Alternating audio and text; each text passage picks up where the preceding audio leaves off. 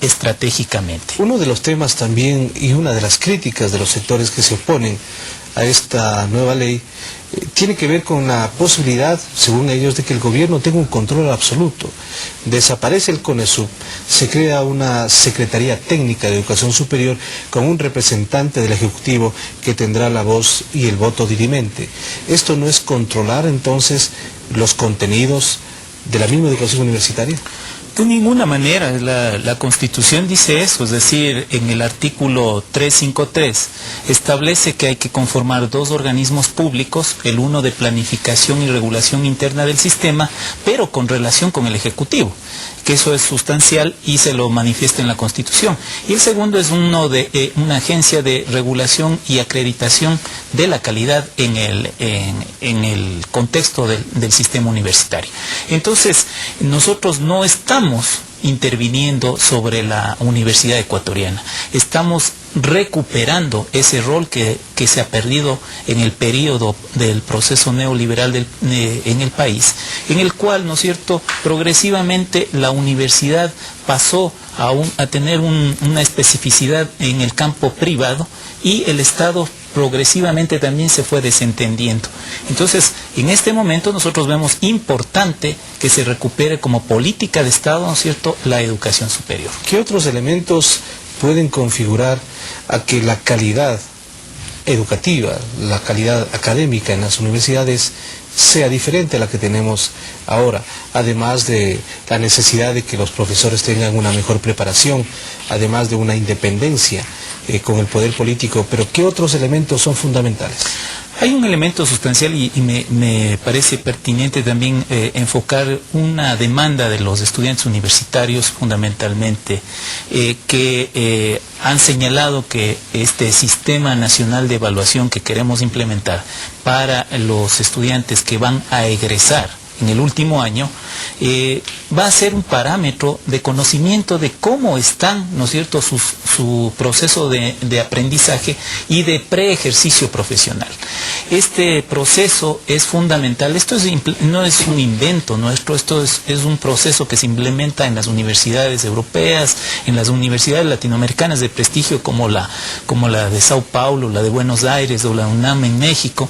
Entonces, este sistema nacional de evaluación que va a evaluar el proceso académico de los estudiantes en el último año, también va a ser un parámetro de saber cómo está ese proceso al interior de las universidades ecuatorianas. El reto entonces de ustedes como SEMPLADES es seguir socializando este anteproyecto de ley, porque recordemos que una de las críticas que también han existido de los rectores o de los sectores involucrados con la temática educativa superior del país, es que ustedes no socializan, no discuten, no analizan, simplemente imponen. Es decir, los técnicos de SEMPLADES quieren imponer esta ley cuando no deberían hacerlo de esa manera.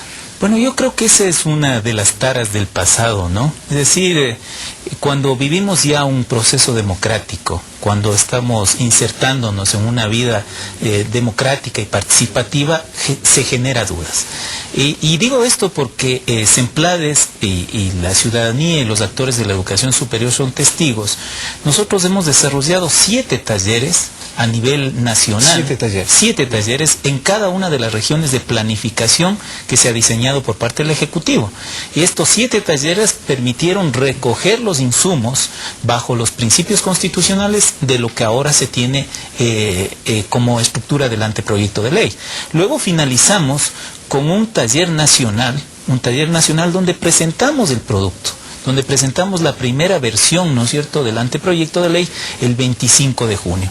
El 25 de junio nos reunimos también con rectores, estudiantes, docentes, trabajadores de los sectores universitarios, sectores de las cámaras también, que aportaron además sus insumos en el anteproyecto, y para el 30 de junio ya tuvimos en una muestra de eficiencia institucional una nueva versión que se la ha colocado en la página web. La tercera versión. La tercera versión, que es el 6 de julio, ya con los aportes, porque continuamos recibiendo delegaciones, SEMPLADES. No se ha cerrado totalmente la discusión. No se ha cerrado la discusión. Todos estos días seguimos acudiendo a invitaciones que nos hacen, porque más allá de los posicionamientos públicos hay un interés de los actores de la educación superior de seguir enriqueciendo el anteproyecto. Ahora, una cuestión más para cerrar con esta entrevista. ¿Ustedes darán marcha atrás en algunas exigencias que están en este momento reclamando algunos sectores educativos, rectores fundamentalmente? A nosotros nos parece fundamental defender dos elementos. El primero, la democratización de las universidades. Es más diálogo. La democratización de las universidades significa tener periodos de alternabilidad para sus autoridades, como está marcado en la ley. Hay un estudio, ¿no es cierto?, que hemos señalado claramente que hay rectores que están más de 12 años, otros hasta 16 años en su ejercicio de funciones. Ese es un tema innegociable. Segundo tema innegociable, la calidad.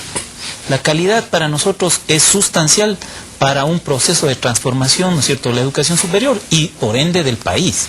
Esto es vital para el Ecuador.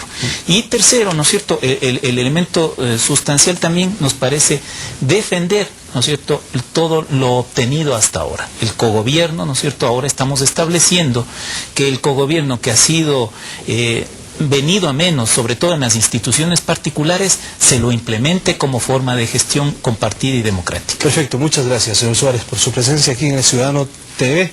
Hemos dialogado sobre este tema que será fundamental y que seguiremos discutiendo más adelante con más análisis y también con diferentes puntos de vista, porque la urgencia de contar con una nueva ley educativa en el país es absolutamente prioritaria.